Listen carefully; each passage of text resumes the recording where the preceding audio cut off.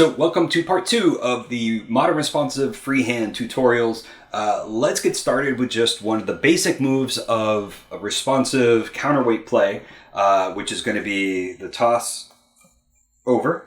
That's just a stall with a toss over.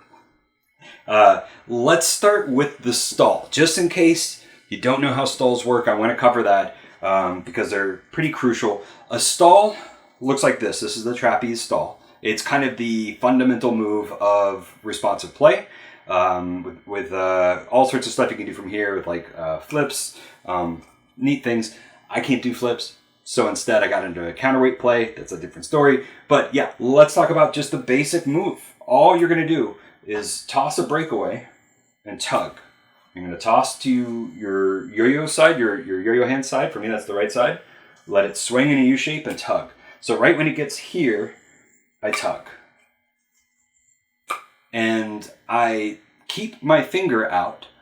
When I tug, I want that yo-yo to come back to me. So the mistake a lot of people do is they touch the string and then they try to tug. So you don't want to do that. You don't want to let the string touch your hand before you tug. You want to let that process, all the work is being done with your right hand. Or with your throw hand. So toss, stall. Once you get stalls, the next thing to do for counterweight play is we're going to do the toss over. So it's just going to be catch, give yourself plenty of room, toss, pull. Now I like to do that into a pull out, stall, toss over, pull. That's one of the fundamentals of freehand responsive play is the counterweight toss over.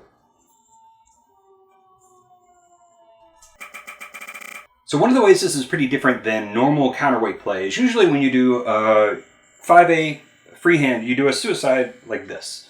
And so that's a trapeze, and you go under and to the left.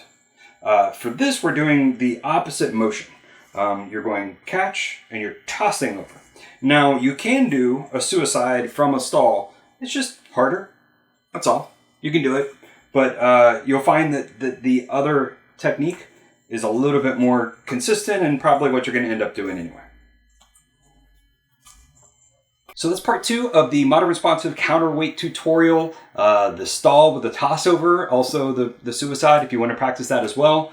We're using a pop art by Rain City Skills and myself. This is the collaboration that we did. You can use any yo-yo that's responsive and has a weight on the end. See you next week.